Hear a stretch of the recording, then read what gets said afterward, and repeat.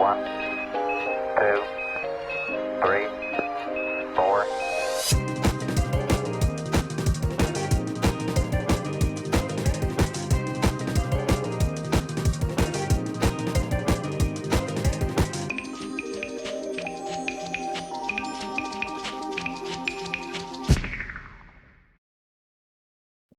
And welcome back to another episode of Breakfast with Brothers. We're the brothers, by the way, in case you didn't put 6 and 8 together.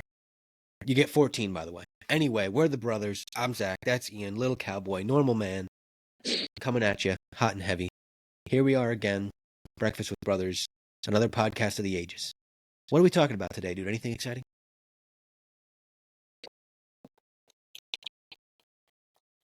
Board games. I can't snap like that, but I tried. Board games, though. Whew. Yeah, board games, dude. That's what we're talking about okay, today. dude. No, that's what's up. That's what's up. I actually put, I guess I was about to say Meg, but I didn't put Meg onto it. We had a big Secret Santa that was based around specifically buying board games. And the one that I picked out was this game called Root. And like a lot of big strategy games, as I'm sure you can attest to, like a 3-turn game, where it's like your turn is like do this to start, and then do this because of that action, and then end your turn. You know, whatever that looks like, drawing a card or making a trade, blah, blah, blah. So anyway, this game is like that, except the big caveat is that each person that plays has a different strategy. So like, for example, there is 4 characters in the game, and you could play with 2 players. You could play with 3, and you could play with 4. You have the option to do it. And you could play with any different array of characters, but they each have special abilities in that there's no specific strategy everyone can follow, if you know what I'm saying. So everyone has their own character, but each character has different abilities. So it's not like there's I'm going to do this, and then this person can do that. It's not like an immediate effect, except for the fact that all you can do is defend against that person in your own way. Very strange, very weird.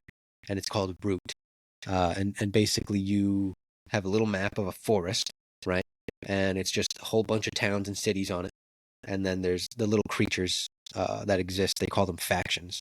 And if you're playing with 4 people, 4 different factions, and everyone has something different going on. Very, very intense. It's very involved. And it was a lot. And I've played it twice now. First time was just with Meg. Barely knew what was going on. And second time we played it, put on her cousin, I guess my cousin-in-law, if that's a thing, and played with another couple guys. And same thing, like not really any ability to teach them. And they even throw they throw a walkthrough booklet into the game case, so that way you could kind of play the game and just follow along with how they want you to do it. And then after that, they assume that, oh, if you do this, that, and the other, you'll pick up, and then you could play your own turns. That's not how it went at all. That's not how it went at all, by any means. Damn, dude. Yeah, I don't know. I'm not like a huge board game player to begin with. That sounds pretty cool though. I feel like that game could take you, I don't know, into different avenues. Obviously, like you have to figure out how to play it first, of course. And sometimes like board games just kind of take you a couple of times of playing to like really understand what the hell is going on. 100%. Um, but truthfully, I'm not like a huge board game player. I have to be kind of in the mood to play like a board game. I know you and Meg are very big into board games, especially with um, Meg's sister and Cat and TJ. I'll just say the names. No one's Shout out. gonna know them. Um, no one's gonna follow them home or anything. Um, Oh, no. yeah, shout out Cat and TJ. Um, but yeah, no, I don't know. I like board games, obviously, when I'm in the mood for them, but I'm not someone who plays or wants to play them all the time. There's only ever really been like one board game that I love to play all the time, which is Settlers of Catan. Um, that game is like I'm always game to play Settlers of Catan. Um, Even possibly with like an expansion pack. Like I think I had traders. You had gotten me traders and barbarians, Yep, yep. which was a pretty cool expansion. I think we tried it once, right? Yeah, yeah. With like the moving carriage and like moving along a road with your carriage or something like that was Traders and Barbarians, right? I'm pretty sure. Yeah, Yeah. no, we did. We The other did one, try. We the other tried it one at I least know is once. Yeah. Cities and Knights is different. I know that for a fact. So I was trying to remember if Traders and Barbarians was the one with like the wagon and carriage. I'm pretty sure it is. Pretty sure. Uh, I think so. Yeah. Well, again, we only played it once, so we really didn't get the chance to like truly experience it and such. But Yeah, it yeah. definitely was a fun expansion to it, and I want to try out the other expansions. Like they had the ocean one where you actually like had like ships and such, like vessels and ships. That's is that Seafarers, right? Something like that? Yes, yeah, like that would be a cool one to have because then like the ocean expand. For those who haven't played Settlers of Catan, it's literally what like a is it a hexagon or like an octagon? Or, It's I I'm think trying to yeah, think. yeah, you're right. Hexagon. Hexagon, yeah. So it's literally just a hexagon board that you like put together. It's just like pieces and such, and you get like land layouts, and they're all like it's always generated randomly. It's just random tiles. You flip them all over, mix them up, and then you put them into the shape of the board, and then you flip them over and all that, and you get um, different pieces. So you get like a couple of different resources. I'm not going to explain the whole thing. I want to get through some of the other board games and such. But point is, it's kind of like you have like resources, you build cities, and or you start with like towns or houses or whatever you want to call them. I can't remember, but for whatever reason, I'm blanking right now. Settlements. Um, There. Settlements. Thank you. Yes, you start with settlements. You can upgrade to cities with resources that you earn from rolling dice and such. It's a fun little game, and for those who haven't played, like I definitely recommend like getting. It's a very simple game. It's simple up until you get the expansion packs. Um, it's 100%. truly like yeah, like first round, it's gonna be very confusing, but usually by like the second and third round, it's very like it becomes very easy, and like it's a lot of fun, especially if you got a couple of buddies that want to play. But definitely, Settlers of Catan is like top like board game that I'm always excited to play, always down to play, just because it's always fun. You never know like what's going to happen, especially with different people and where they want to place, as well as what the layout's going to be. It's always random. And I was gonna say because it's a strategy game, I like that you said now that the game is simple, and I'm remembering back to a time when I was still learning Catan, and I was like, "What is this?" Where it was to Right, the point where I was like so confused coming through it, and having learned it and played it a bunch now, thinking about the base game itself, it's just like, oh yeah, this is actually super simple. After you like right, learn the rules, play through it a bunch, figure out how to, well, navigate the whole trade system, and then build from there more or less. It's very straightforward. And Ian makes a great point that once you start adding expansions, things can get serious. And not only in like a heated way with people you're playing with, but serious in the fact that you just added 36 and a half rule sets. And now you're trying to figure out what you have to do as far as trade differences, adding things to your settlements, uh, adjusting road building. Sometimes there's even additional what do they call them? Additional resources that you have to collect in the game and stuff like that. So it just becomes a cluster. And to the point that Ian made about expansions and each one, the crazy thing about it is that uh, there is one expansion where you can add to Seafarers. So you can almost play like a 2-in-1, or I guess it would be like a three. It'd be the game itself, base Catan, the Settlers Catan, and then it would be the additional of Seafarers, and then I think it's any of the others, the Traders and Barbarians, Cities and Knights, and I think there's another one, but I can't remember what it's called. I can never remember what it is. Something with let me look pirates them or up something quick. like that. Keep yapping. I'll look it up right now. Yeah, no doubt. But I would have to say Catan is definitely among my top five too. Only because, like you said, I'm the same way. I'm always down for a game of Catan. And it feels like every time that we do get around to playing it with, if it's Cat and TJ or you and somebody else or our brother Brad, who's been on the podcast in the past, shout out. It's gotten to the point where we have the expansions or we've brought them with us, but it's just like, oh, I don't really remember how to like play it really well. So we always end up just kind of funneling back into playing the most basic set of Catan and just going with that, which is cool. Dude, Don't get me wrong, love Catan. th- there's so many. I don't know if they're expansions or what, What do but you got? you have seafarers, Mm, cities and knights, yeah. traders and barbarians, and then you have dawn of dawn of humankind. Then you have starfarers. Yeah, and then you have new energies, whatever that means. What does that even? What? And then you have settlers of America. Is that a And different then you game set? have I don't know. It could be like separate games. Truthfully, like Starfarers looks like it's Settlers of Catan. It's a 5 to 6 player extension Starfarers, which that's the only one that looks like a true like extension like expansion. Holy cow! Dawn of Humankind might be a different. That looks like a full board game. Full board game. Same with Catan. New Energies looks like a separate board game, and same Okay, with Settlers of America. Yeah, that says Catan Histories, so I think that's a separate game altogether.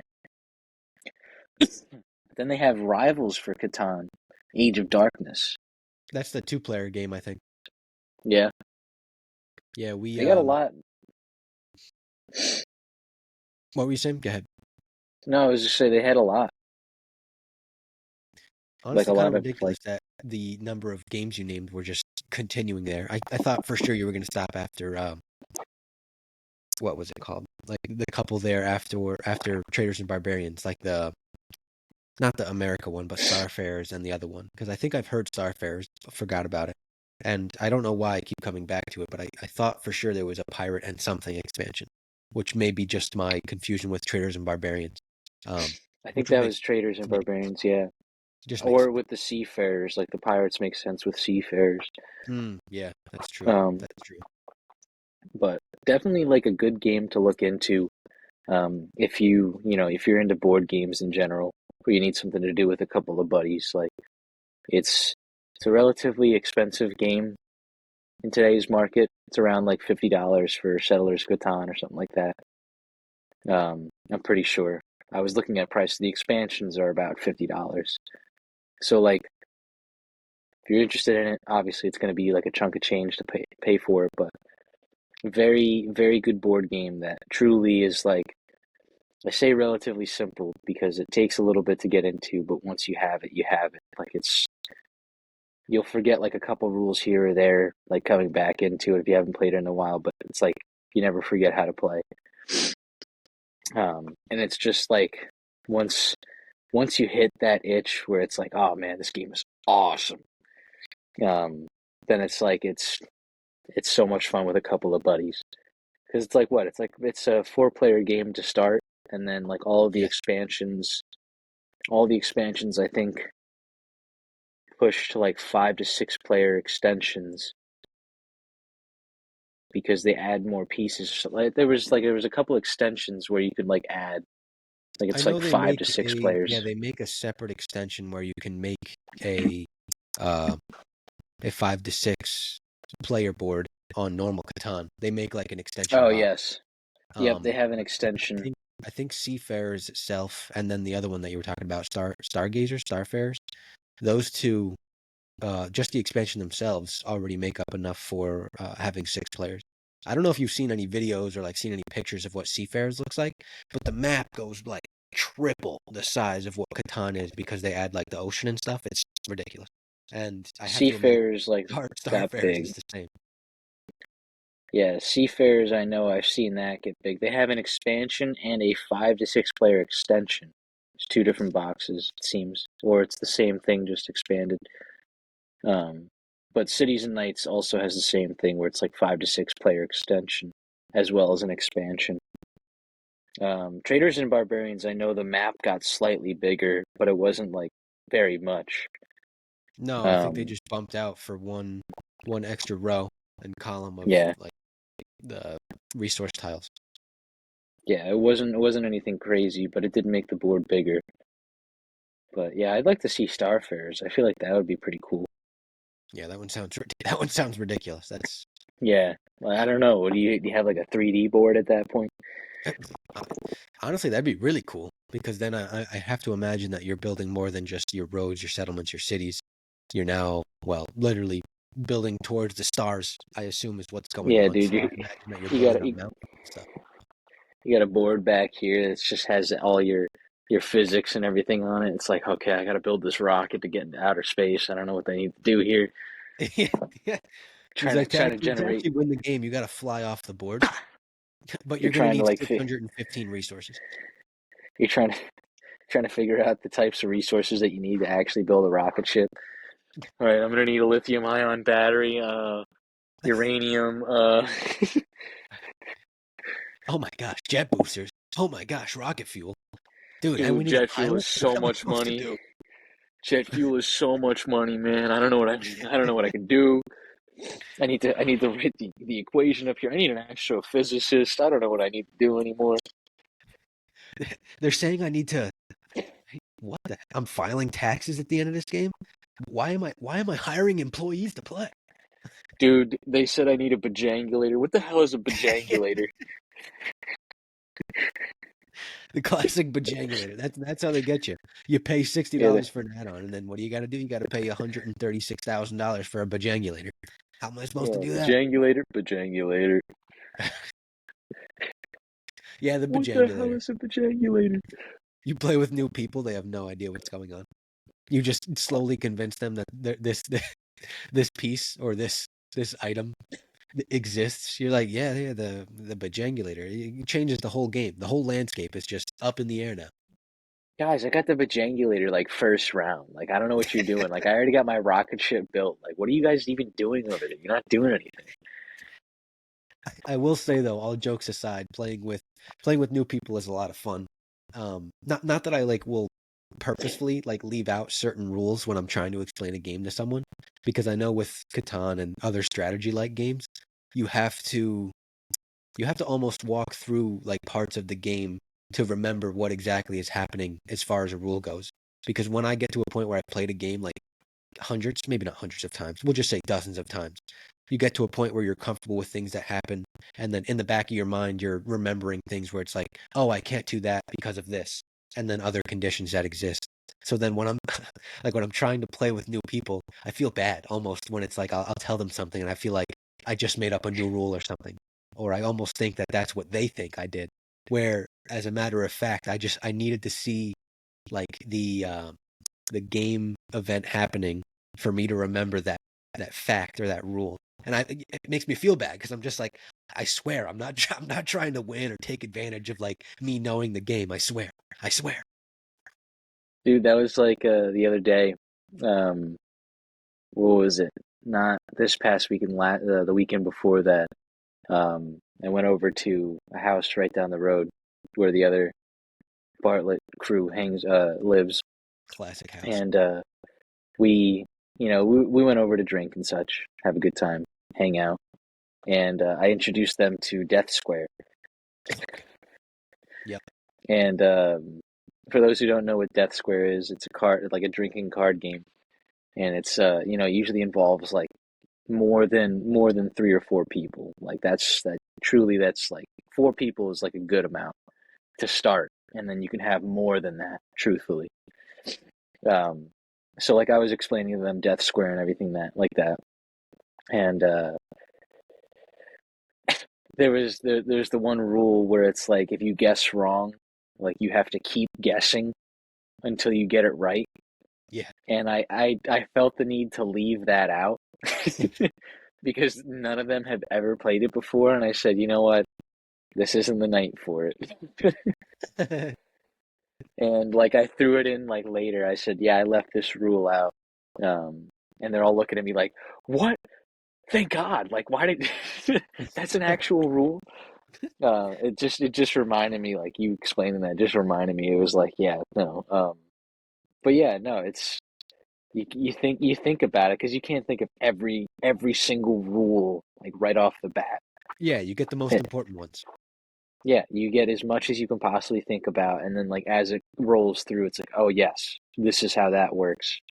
And I never really take it to heart if someone told me like I'll bash them a little bit, but um, it's not like it's like oh like I hate you like you're making this so much hard. No, it's just like oh okay I get it because I do the same thing. It's like oh I forgot about this rule. This is how this works. Right. Right. But what other board games we got up in this? What's your favorite one? All time. I mean, I guess Catan has always existed up there for a while, but right now the one that's got our number, and I say our, because Meg and I used to play it a bunch. We've slowed down since because she got back to school after winter break, and we started playing a different board game, and then we tried this other one, Root. So it's been on the burner, but it's a game called Gnome Hollow, and I don't think we got to put you onto it yet because we got it after the last time I saw you.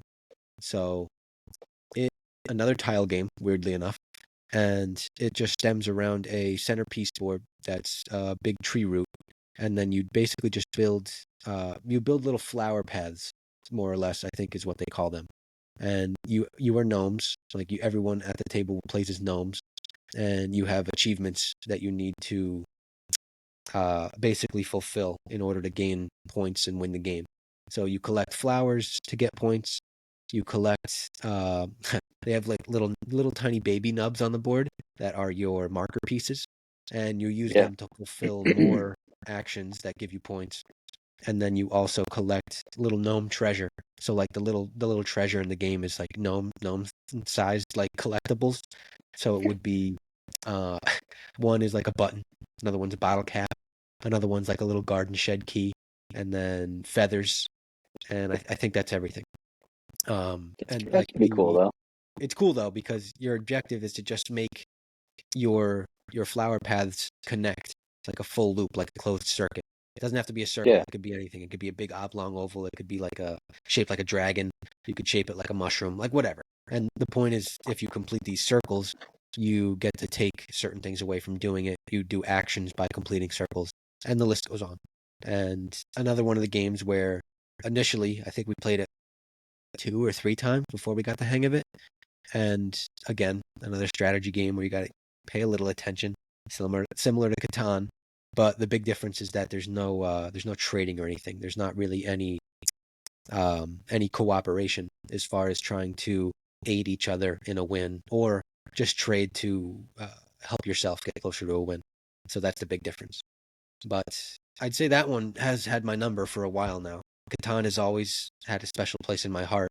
But this game is super cool. It's different because I haven't ever really played anything like it aside from the fact that there is, like the tile game system where you're placing tiles as your game piece and stuff like that. So it's different. It's cool.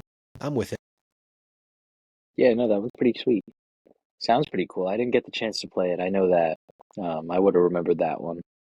We'll put you on. We'll put you on. Yeah, dude, I'd love to play some Gnome Hollow. And if anyone says their favorite board game is Monopoly, you're a serial killer. Hey, I think Monopoly's in my top five though, dude. I will say Monopoly's hardcore. Love Monopoly. Love. I love Monopoly too, but like it has to be with the right people. Right, people being people that won't like freak out and have a fit about losing or anything like that. You know exactly who I'm thinking about, Zach. We won't name names here. I we, know. we won't name I names play with here. people like her though, so it's like one of those things where you have to be uh not like sensitive to them, but just know the room. Like, don't suggest that game if you know how it's gonna go. Either that or if you're gonna play it, uh make sure Be very clear that rules are established beforehand. Let me be clear. Now, let me be clear. Who's that? Barack? Let me be clear. He did a really good Barack impression. But he knows, I'm Thanks. sure of all people, that he's got to be careful with certain people he plays Monopoly with. All I'm saying. Well, absolutely. All I'm saying. I just remember that one time we played with Carter and Drew down in Drew's basement. Classic. That was a wild night, dude. Carter had that latex glove over his noggin. Do you remember that part? I thought he was wearing the helmet with like the fake mohawk. Oh, dude, he was. But he put on the glove before that and then threw the helmet on and then passed out. Shout out. Shout out the OGs. That was a good Another win basement for the game. That's one of those games OGs. where you can like totally be up at 3 a.m. ripping Monopoly. Absolutely. Oh, yeah. Yeah, Monopoly's got a place in my heart, but it's definitely not a top favorite. If it's a top favorite for anyone, I respect it, but I don't respect it. It's just very it's not that it's casual because that game can take hours. And if you play a certain way, then trying to declare winners and being very very specific about things, yes. But there's also times when me and Meg ended up downloading digital version of Monopoly that we played on I think it was the Nintendo Switch. Might have been the Xbox. Don't remember specifically. Yeah, I remember playing that with you guys. Yeah. So then, yeah, okay, it was the Switch. Yes, because you shake the dice with the controller like a Wii remote. Yeah. The thing with that is you can elect to give up if you know the direction that the game is going is in favor of one person, and there's not any real indicator that the tide can shift. In the case that if you see that something's going a certain way and there is a shift and like you can trade a certain way, or if someone goes bankrupt and you get a lot of property, then might come down to just, hey, we're both going to take 2 more turns and then after that we're counting our money. But if it gets to the point where it's just like some person has all the power, then it's just like, all right, that's the game. Let's start another one or play a different game or just be done altogether.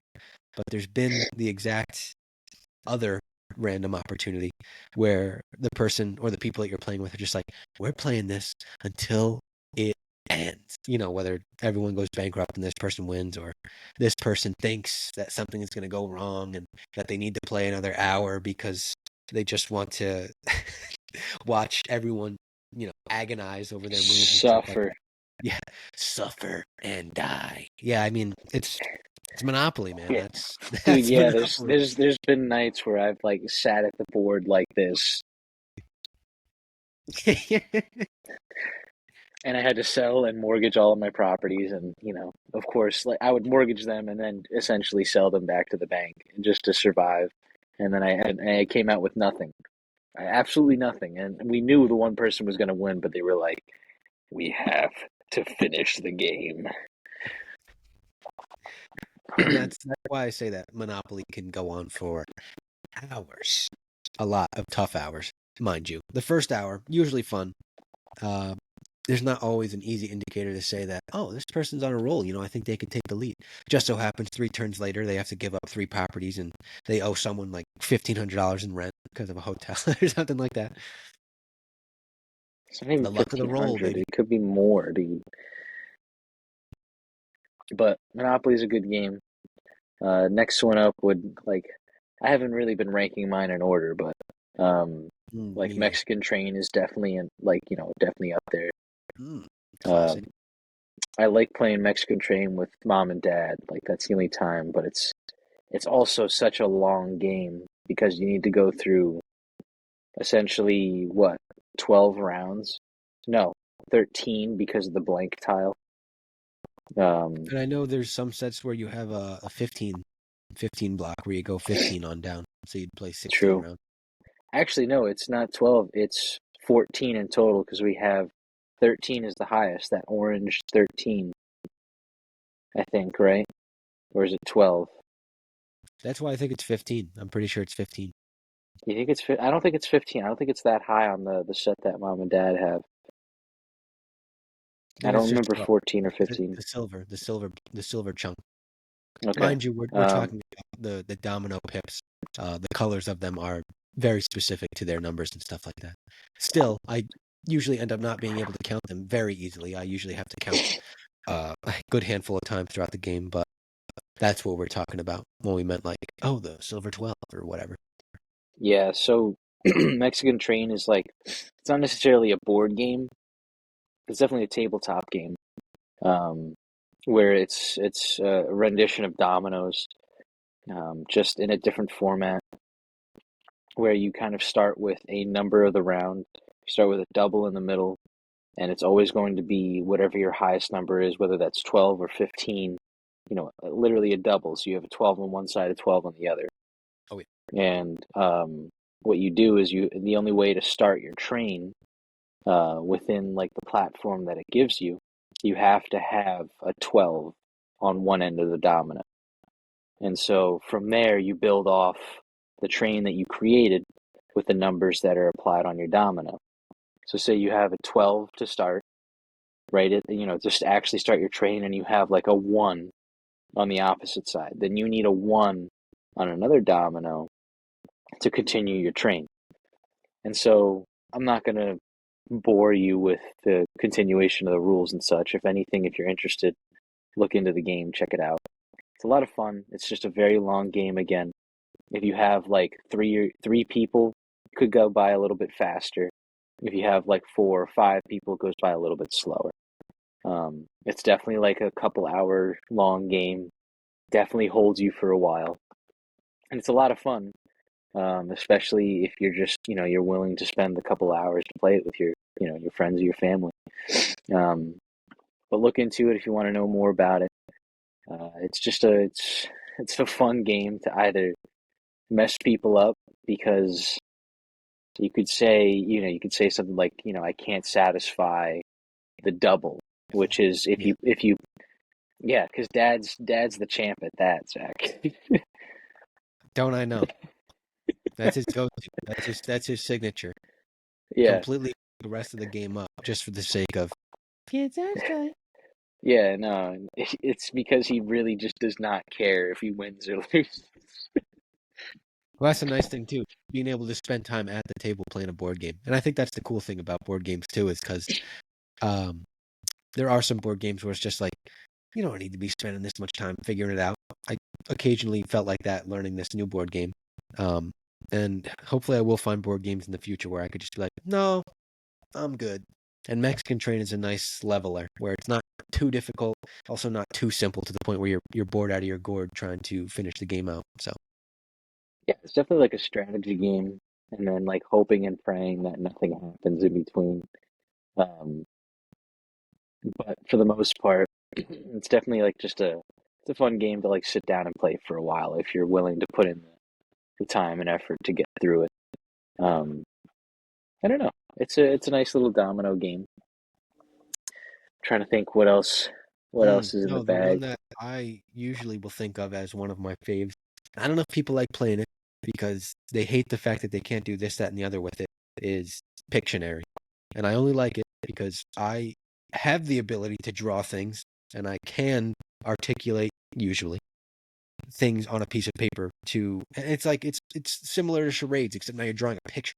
So that's the cool thing about it is that the entire game deck is just randomized cards that have specific objectives, or in this case, items. Sometimes even actions that you take in order to draw out and depict for someone else on your team to identify. And the funny thing about Pictionary is that you'll always, always, always, always end up with someone, and you play in teams, mind you. You'll always, always, always end up with someone who has a teammate that is just abhorrent at being able to draw. They are the I worst possible drawer you have ever seen in their entire existence. And it's just like, what are you drawing? What are you drawing? dude, quick little story about that. Pictionary? So I guess we were playing it in college. It was like Lewis, Chelsea, John, Libby, and I think, and then maybe Yeah. one other person. I can't remember who it was. Maybe it was McLean or something. And I think Lewis and Libby were on a team together, and I was like with McLean or something, whatever it was. Lewis was drawing, and Libby had to like guess at the time, and he drew this what was supposed to be like a turtle, like poking its head out.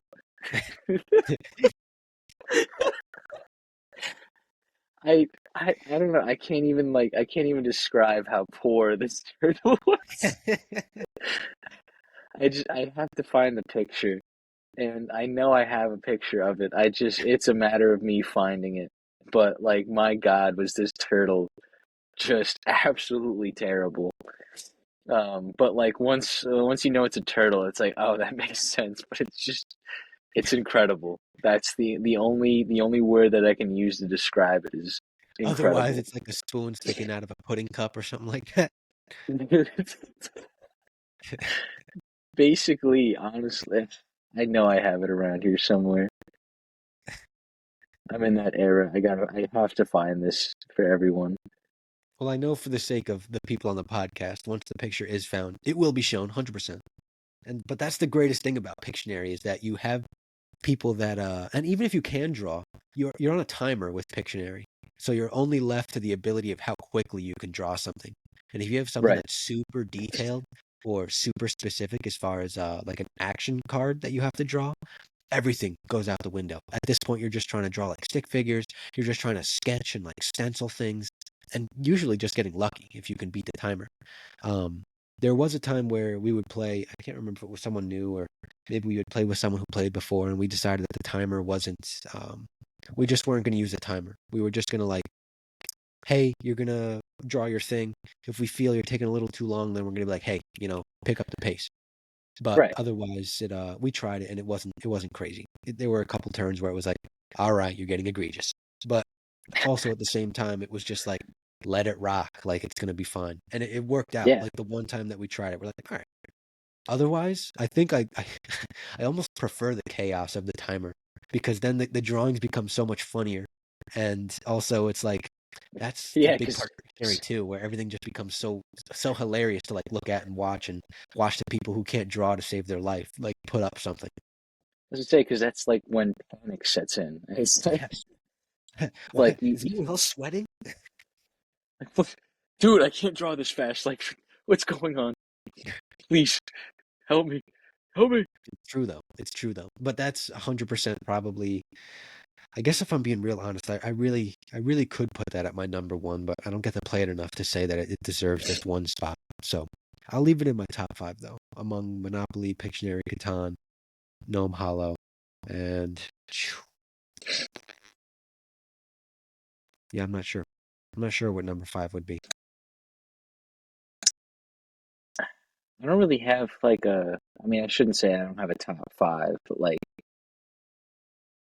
again, like I'm not like huge into board games. I had a couple that I like, but I can't find it. I'm not gonna bother myself with it anymore. But um, it just no, it was hilarious. And the day that I find it, I'll show it on a podcast episode.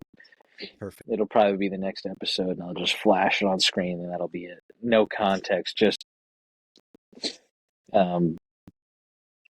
But like I said, like Catan, Monopoly, Pictionary. I don't know if Pictionary would be in my top five. It's definitely a fun game to play, but I have to be in the mood because I'm not the best of drawers to begin with. Um, what else do I play? I'm always very good at Risk. Risk is also a really long game, and I will never touch Risk ever again. Uh, I don't know if I've played Risk to be honest. Is it like I assume it's not like Sorry and Parcheesi. It's more strategy based, right? it's a strategy game, kind of similar to like how Catan is, where you have your own areas and such. I Okay. haven't played it in a while, and I will never play it again. Simply because there was like this was a time in college where like board games was like this was our entertainment. Um, and like I played with I think it was a couple of buddies of mine. Lewis was included in it. Um, and ultimately, I think I came out on top but the game went on for like 6 hours. Like we had to physically stop the game altogether, Yeah. go outside, go get food and everything, and then come back, eat, and then continue our game. Oh my gosh. Um, and it was to the point that two people dropped out, and it was just two of us left. And like we were at the point where it's like, oh, I can't go any further. Like I don't want to go any further. Like I'm done.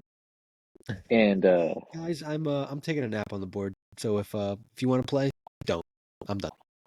yeah, so we got through that. But Risk honestly I enjoyed playing just because I was relatively good at the strategy based portion of it. But Yeah. again, like I will never play it again.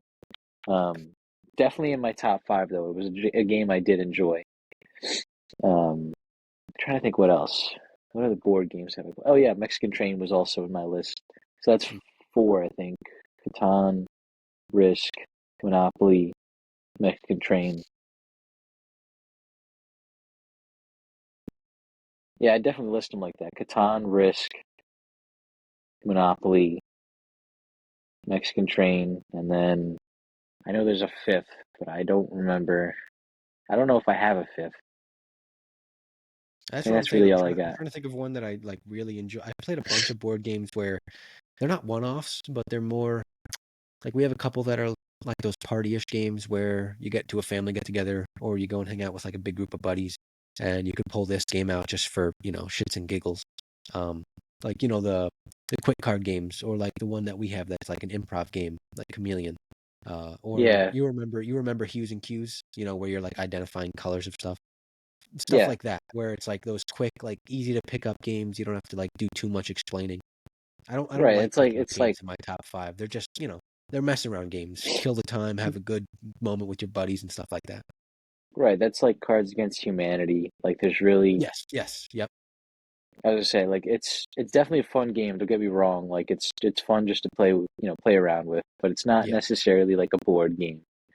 Like there's really no like skill required other than like choosing the best, like answer to the question kind of thing. right. And then at that point, it's still like a bit opinion based, like depending on who's reading the cards, especially with Mm, Cards Against Humanity. yeah, Um, that's true.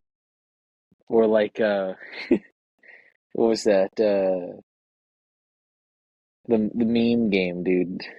Oh, what do you mean? Yeah, What do you meme? classic, classic. That, that's a good one. I like the little easel that they give you. Yes, the baby easel. Meg got Yeah. the teacher's edition, so like the expansion of the original. So it's like she has that one. She has SpongeBob. She has the teacher's edition is that one original, and then what the heck is it? It was like a stoner's edition or something like that. All cards, all marijuana, all the time, or whatever it was. Oh And yeah, I remember playing that one. yeah, and then like we haven't put all of them together yet, but I think we put the Stone Blown V-Lone, SpongeBob, and the original together, if I remember right. And it's just a weird mashup because you'll get like a handful of like the normal and SpongeBob, and then you'll have like a card with like a space alien just zooted out of his mind, and then you don't have Oh any good yeah, cards. Lil You have no good Mayo, card. Lil Mayo Yeah, tucked in the corner. Yeah. yeah. Yeah. Well, the thing is, like, we can't even play with Meg because I think she said it the last time we played. She's like, I can't even like play with you guys because the two of you have your own humor and I have mine. No, it's true. It's true. So we'll laugh at the dumbest stuff and she'll be like, what are you guys laughing at? Dude, the one card still by far my favorite is the white fluffy monkey sitting up in the chair, just an absolute classic. I love that little bugger. I know there's a card in there that I remember that we both could not stop laughing at. And like I can see it in my mind, but I can't describe it. Like I just remember the day that we were playing that at mom and dad's, and we were both just cracking up. But besides the point, I don't think I can think of like a fifth board game. Like I think I'm at a loss here. Like, I'm not a huge fan. Excuse me. I'm not a huge fan of Scrabble. I'll play it. Like, if people want to play it, I don't mind playing it at all. But it's not like a go-to game. Um, Parcheesi is fun.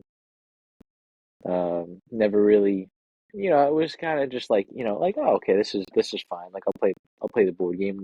Never felt like any ill will towards it Yeah, it's like or like it's a thought, different version of Sorry. It's, just yeah, another one of those where killing time, quick game, easy to explain. But also it could be yeah, you can get to a point with those games where it's like cutthroat. Like you get real competitive with it. You're like, you're not gonna pass me. And the next thing you know, you get your piece landed on, you get sent all the way back to your spawn point. You're like, sorry. yeah, yeah, exactly. Just another day in the life. I mean, I just had the game in my mind. I don't know why. I can't think of it. What the hell was it? I'm trying to think what we've played. Oh yeah, I was just thinking of like Othello. Like that's a fun one. Like, I mean, technically, all right, if we're thinking like board games as a whole, like chess, chess is probably like my number one. Like, Ooh, chess is a classic. Yeah, that's yeah, true. like chess and then Catan. Like, I love chess. I love playing chess. I'm not the greatest at it, but I love playing chess. It's always been a fun match for me. Me and And I'd Ryan used love to to play like, online all the time, like with the phone app. Well, not like the game pigeon one. That one it just takes way too long. But there is a like a specific chess game where you could play in real time and not take 8 days to play a game. And we used to just sometimes like at the end of class or sometimes in class if the lecture got too boring. And then there were also times like after the fact where he'd hit me up randomly. And this was outside of school. He'd be like, "Hey, what are you doing?" And I'm like, "Oh, hanging out." Like I was just scrolling a little bit. He's like, want to play chess?" So we'd sit there, for like 20 minutes playing chess, and I checkmated him a couple times. He beat me more often than not, and he got real good. And I haven't played with him for a while now, but chess is sweet, dude. I like chess a lot. yeah, chess has always been, again, like I've never been amazing at chess, but I just love like trying to figure out different ways to tackle like situations within it. Yeah, Because like I did that same online, not online, but like real time game. I can't even remember what it's called. I played that with John in college as like well. chess.com or something like that. Yeah, it was like an app that you can get and you were able to play with each other. Yeah, Um, and John and I played, but John was pretty good. He always beat my butt, but he was, I mean, he was also pretty good. But chess has always been really fun. I like playing more like physical chess. I was never a huge fan of playing like on my phone, but like it was just nice because ease of access type deal. yeah. Um, but I really do love playing chess. It's probably one of my favorite games to play, and I wish I had a chessboard here or something just to figure out stuff. But yeah, no, I would definitely rank that as my number one. Chess has always been like something that I've wanted to play with someone, even if I was like bad and I knew they were good. It was just the challenge of trying to beat them. Because like you would Every you would now and whoop my again, butt all the time.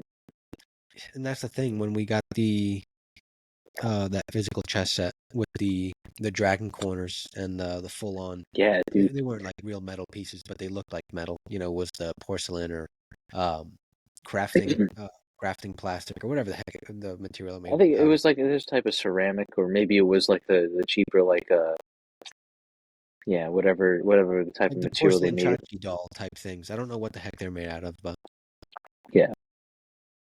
regardless, the every time I will scroll Facebook is like Facebook Reels is like one of my scrolls occasionally, and between pool, between soccer, uh, NFL, cooking, and the likes of what's the other one? Sometimes it'll be like whitewater rafting. Chess will get thrown in there because those are like the big things that I like end up getting captivated by when I'm scrolling.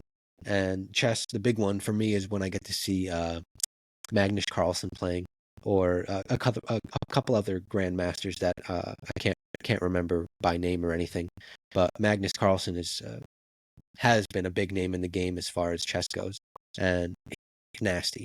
He reminds me of what they basically did with the Queen's Gambit on Netflix, and being Hmm. able to have, I guess, almost the existence of a photographic memory, to the point where they could exist in their head as far as how they want to play a strategy and what moves that their opponents make that triggers them to do something.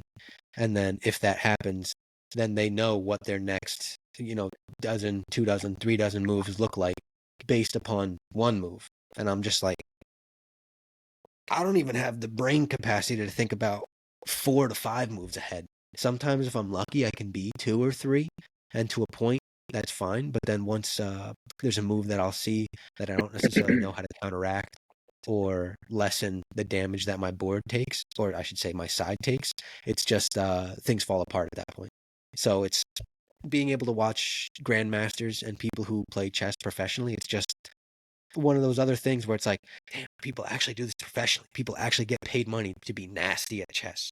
And that to me is unreal.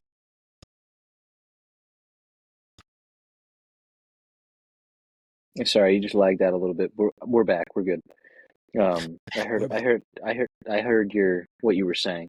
I was gonna compare it to like musicians Mm, um as an instance. So like you were saying how there's like they know their next essentially like 12 moves. Let's just say like throw out a number, right? yeah. From one move they can get like 12 other moves or 12 counter moves to like what their opponent chose. And it's kind of like it's impressive one because to be able to think that far ahead and understand what you can and what you should be doing to like possibly combat your opponent in a way. Um, I kind of always thought of it as music because it's like okay, when I was learning piano in college, um, or I should just say marimba in general. When I was learning marimba, it's a better explanation for myself, so I can Mm, kind of convey it better. Um, when I was first learning the key signatures, and tunings and such, not tunings, but key signatures, um, morphing into like my jazz theory, I learned like what notes complement other notes within the key signature.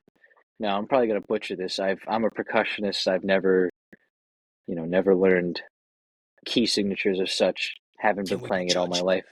Yeah, like you played trombone and such, so like you have a better understanding of it than I might. Um, but within that, it's like I found what complemented notes within that range. Obviously, what embellishments I can add with different notes outside of the key signature. And this is like talking within jazz. And Mm, I think that's a great representation because while in chess it's more or less you can see 12 steps ahead, most yeah. jazz musicians might see like 32 steps ahead within like maybe a solo, understanding where they can take their route, but always ending up back towards the root. Um, and like wrapping it up, coming back into the root, and then continuing forth in the song. So you have a solo break, and then you wrap it back to the root, or come back and then start into the chorus again. Um, and so where I'm getting at with the chess, it's almost like they're taking weird example and weird comparison, but this is like kind of how I thought about it, like with someone who could think far ahead in that instance. While it is impressive in its own right within each sect of whatever you're doing, because I'm sure in 28 different other professions and whatever you do, it's a very similar instance. Um, it's just with chess, there's 28 million different combinations you can do. Right. Um, Ones that could end up in the same manner, some that could put you in a position where you're down, but in reality you're kind of tanking them as long as the moves combat with that. Um, so within that, it's just the idea of thinking that far ahead and understanding where you need to be. It's impressive, and any form of what you're doing, chess, music, mechanics, tree work, Yeah. whatever it is. It's just impressive in its own right. And chess is just very cool to me. And I'm not downgrading it in any way because I cannot think that far ahead in chess, that's for sure. No, and being Um, able to compare it to something like that, I think just shows you how intricate it can be, and how often you can even toil it down into less and less. For someone who, like for example, if you're just starting chess, it will definitely seem daunting at initial take. And then after that, you'll be able to recognize strategy and that chess isn't just well, literally and figuratively speaking, a one-sided game.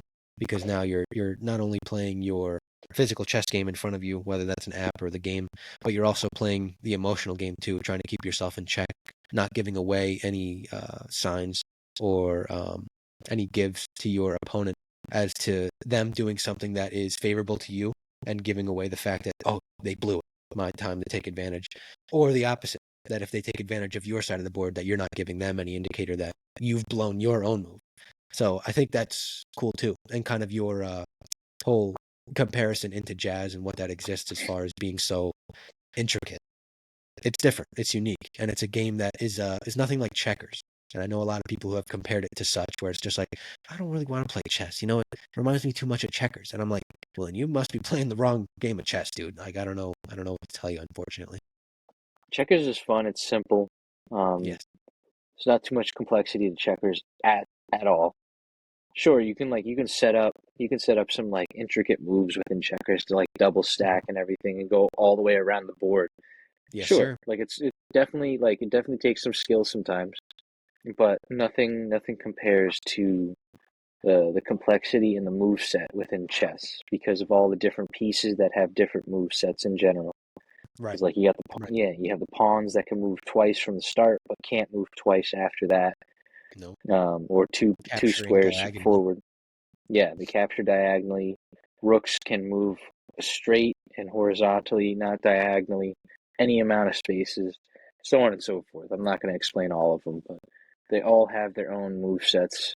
So much more intricate. You have so many more options, and it's a fun game. I love chess, and I wish I could play it more. Shout out to anyone who is in and around and willing to download chess to play Ian. We're going to keep a going tally from this episode forward. Ian's chess scores to everyone else starting today. I'll be his first game next time we come back on our next episode. We'll let you know how this went. Hopefully I'll have beaten Ian at least 2 to 3 times. And if I'll not, hang a sign. yeah. I'll hang a sign right here, and it'll say Ian versus the world, and it's gonna say chess chess bonanza or something like that. Chess Perfect, dude. bonanza, Ian. That's gonna be my tally system, and it's gonna be the world, and that's gonna be the other tally system. Perfect. The world is just slowly going to like tick away to the point where you end up dozens of episodes from now, the sign's gone. He's like, yeah, so chess chess bonanza ended dramatically. Dude, next week I'm gonna have like one tally mark on mine. There's gonna be 38 over here or something like that. Like the whole world challenged me, and 38 games later, yeah, we're not talking about chess ever again. Yeah, I don't even want to look at chess anymore. I'm done. After the 38th loss, I was over it. I won the first match. The rest were all terribly downhill. Seriously. But with that in mind, you should definitely, people listening, should reach out to the old breakfast homies and let us know your go-to board games, or maybe something that we could play, because there's still thousands of board games that I'm having, I should say, one, haven't heard of, two, haven't played, and three, didn't even know existed, regardless, the style of board game and stuff like that. So Yeah, give us your recommendations, want to hear about it. Ian and I will have, I'm sure, some future of coming back to this episode and recapping on new ones we've played, or of course, looking forward to Chess Bonanza. So chess bonanza, baby. But on that note, thank you guys so much for tuning in today. We hope you enjoyed the episode. As always, check us out over on YouTube, Spotify, Apple Podcasts, and iHeartRadio, I think, right? Indeed. Yeah, okay. iHeartRadio or iHeartRadio podcasts, I think they might have separate things. Anyways, we'll catch you guys next week. Hope you enjoyed the episode. We'll catch you on the flippy flop. Peace out. Out for the I'm walking the bull, out for the out for the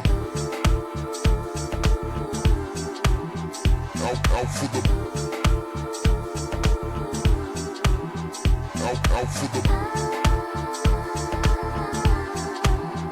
out for the out for the